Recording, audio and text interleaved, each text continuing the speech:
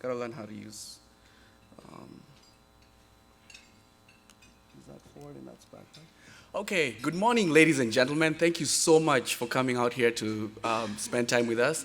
What I'll do is I'll talk a little bit about the economic trends in Kern County, and I'm an assistant professor at Cal State Bakersfield, and I work on energy and environmental economics.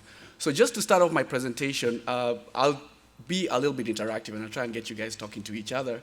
But the table of contents, what I plan to do is first talk about the demographics and then talk about the local economic indicators, and then move on to a topic which a lot of us tend to get into, where we compare living in Kern County versus living in California, and then look at the effects of oil prices on Kern County's economy.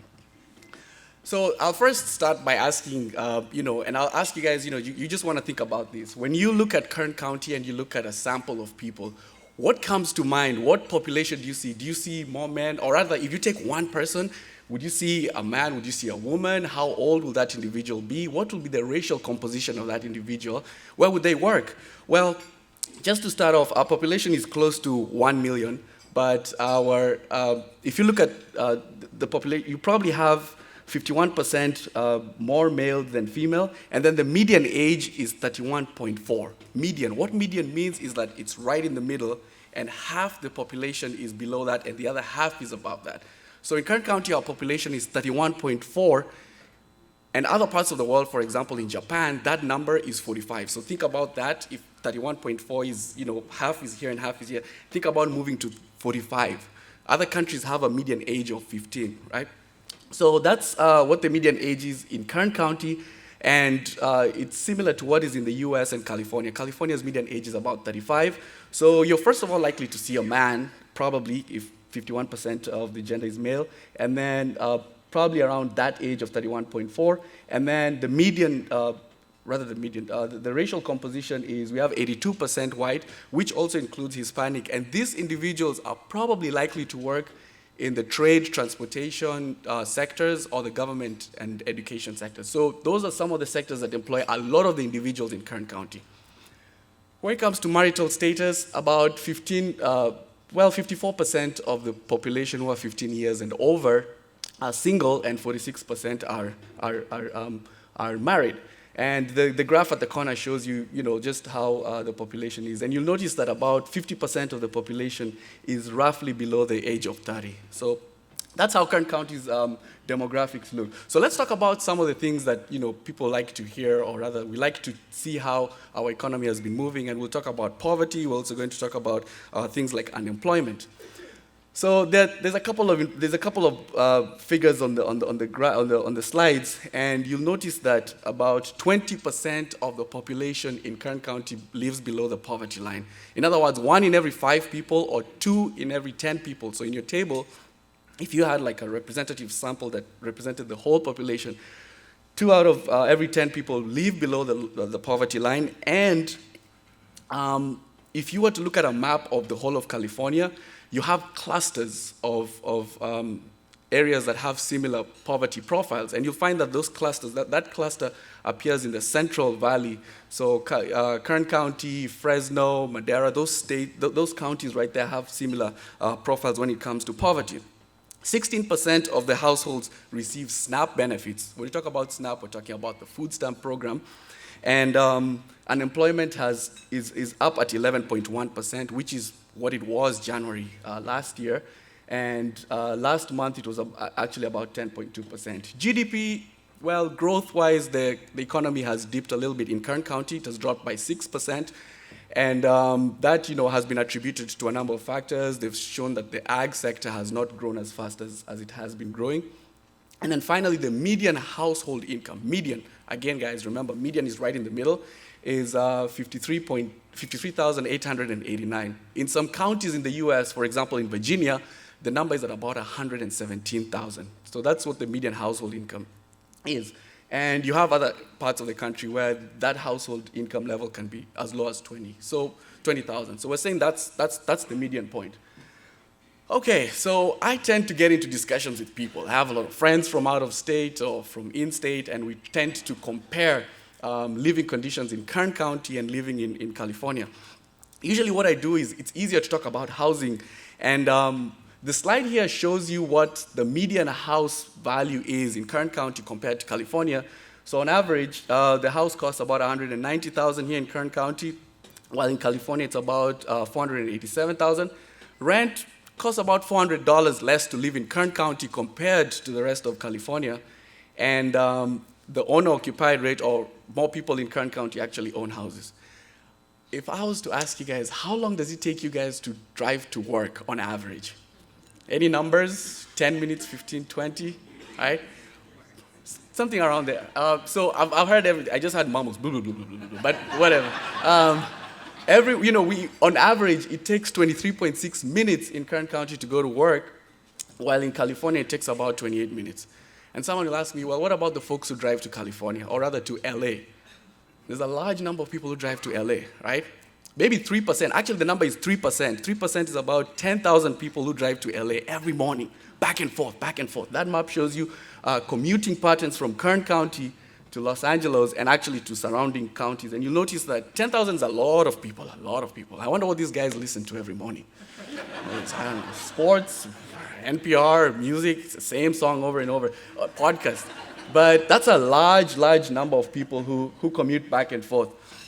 So, we always have these conversations, and, people will ask why do people live out there? But, they're better. Some probably move to LA and move back and say, Kern is home, we're going to stay at home. You probably have others who say there are jobs that are out there that they cannot find here, which move them to work there. But on average, it costs about $200 a week for these individuals to go back and forth. So it's quite interesting. So now I'm going to move on to a topic which is interesting, energy. Okay, a lot of people say Kern County, energy and ag, energy and ag. You talk to someone, energy and ag. This is a section where I'm going to talk about some of the research we've been doing in the economics department. And I'll just start by asking you guys again another question. If you were to think about the oil derricks or the pump jacks, how many do you think we have in Kern County? You can tell the person next to you, you can shout, you can say whatever, but that's all I'm saying. Okay, more mumbling, okay, but a lot, right? People say a lot. And then you also want to think about, compare the number of pump jacks or oil derricks we have in Kern County and those that we have in the next state that produces much oil. So let me just throw those numbers out here for you guys to see. And I was actually baffled too. But Kern County has 44,000 oil wells. And then LA comes next with about 3,000, and Fresno and Ventura and Santa Barbara, Orange, all those things. So those are big, well, you can clap. I mean, it's a lot. And if you guys have driven, down China Grade Loop and you've taken pictures there, I usually take a lot of family there. When people come to Kern, I have to take them there because they don't see anything like that anywhere else. But, we produce a lot of oil, and given those statistics, some of us will say, well, we have all these oil wells, what about the inactive ones? Yeah, we do have a lot of inactive wells. But this implies that, yeah, we do produce a lot of oil, and the amount of oil that we produce in California, we actually produce 72% of the oil in California, 72%. You can see that graph. Next comes LA, and then you have Fresno, Ventura. I don't know where they're little lines that are supposed to connect everything. I don't know where they went. But Kern County, it just produces 72% of oil in the state. Okay, so we produce all this oil. Then the next question comes, is our economy dependent on oil? Duh, yes, right? It does, right? And the one way to think about this is, you can measure. You can look at personal income, or rather you can look at people's salary, right? You can look at people's salary over, periods where oil prices go up and when oil prices go down, and say, how are people's salaries changing? Total, right? Total. And what that figure is it's a measure of personal income. In other words, personal income is total wages that you receive, wages, salary, money that you receive from investments. So if you're to measure that personal income, total personal income every year, or rather a cluster of 10 years, when oil prices are changing, then you can tell how the economy, how people are being affected by changes in oil prices. And that's what we did. We said, you know what? Let's take clusters of 10 years, 1970 to 1980, 80 to 90, 90, whatever, those decades, and then look at how personal income is changing in Kern County and compare those changes with the changes in California and those changes in the US, right? And what we found was that when oil prices change a lot, right, when they go up by a lot, personal income on average in Kern County goes up. It actually grows faster than in California than in the US, right? So it grows faster. And when oil prices don't change too much, we're within those three regions that I just talked about. So the next table will come up. It has numbers. I'm sorry, it's early, but I have to put these things so that you guys believe me.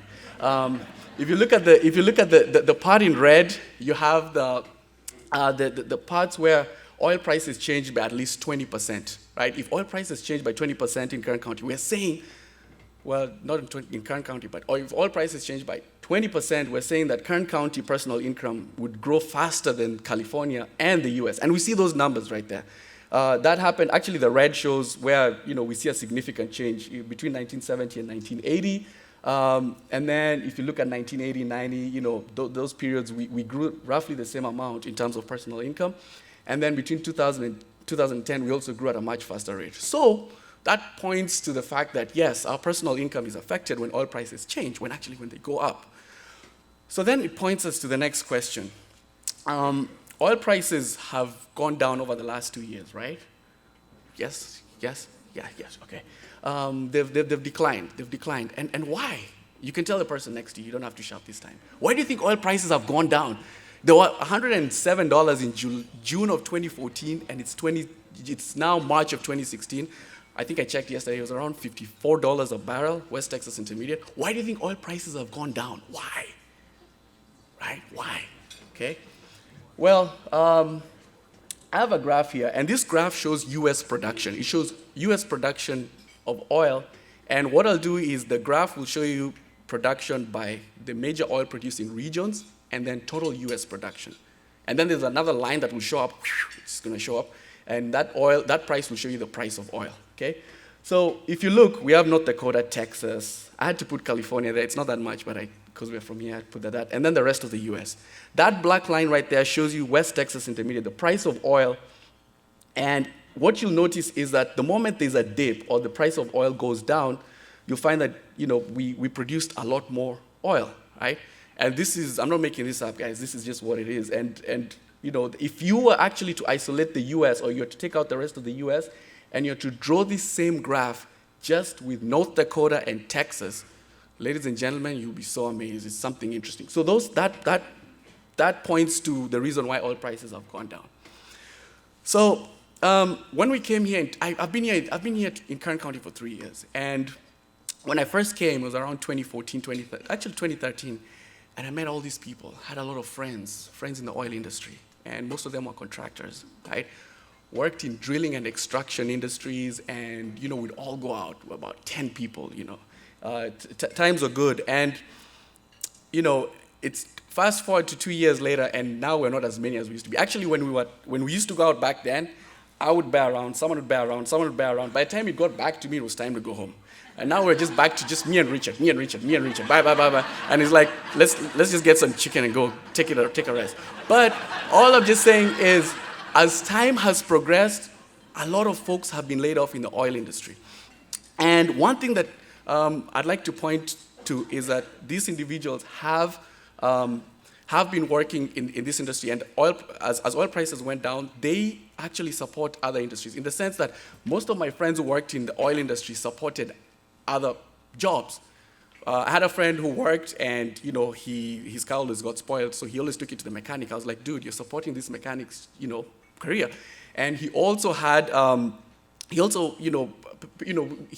went to a restaurant a lot, so he supported a lot of jobs. Statistics show that you lose one oil job in Kern County, then you're not only losing the oil and extraction job, you're losing other supporting industries or other supporting jobs. So there's been a loss in jobs, and the statistics show that 10 construction jobs created during the boom period create three construction jobs, 2 retail, and 4.5 jobs. In other words, one person losing their job in the oil and extraction industry makes 1 or 2 other people lose their jobs. So it goes across things, and it has also gotten to a point where if an individual loses a job, then the person who's also losing their job now gets on welfare. And we've seen those statistics. So what I show here is that some industries have actually seen an increase in employment, and others have seen a decrease. But the uptake of SNAP program or uptake of CalFresh program has actually increased, or rather it goes up even more. We see more people enrolling in the food stamp program when oil prices go down compared to when they're moving at a normal rate. So oil prices, when they go down, they exacerbate the rate at which people take food stamp or CalFresh participation or uptake in those programs.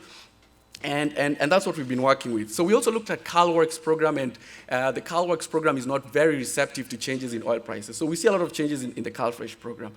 Generally, a 10% increase in unemployment will result in a 32% increase in CalFresh participation. That's what we found from our studies. And then finally, a lot of people go back to school. People just go back to school. And if you look at the statistics out there, the Bureau of Labor Statistics tends to look at how people spend money during times of recessions. And they found that during recessions, people actually went back to school globally, right? The number of folks who went back to school is given right there. In China, it went up by 33%, tripled in Uganda, and surged by 3 million in the US, which led me to look at what was going on in Cal State. And on average, CSUB enrollment goes up by about 5% every time oil prices go down. We have about 400 people who enroll in the program. And the male student population grows much faster. And I was having this conversation with a few people in my class, and one of the guys walked up and said, "Hey, I'm one of the people you're talking about."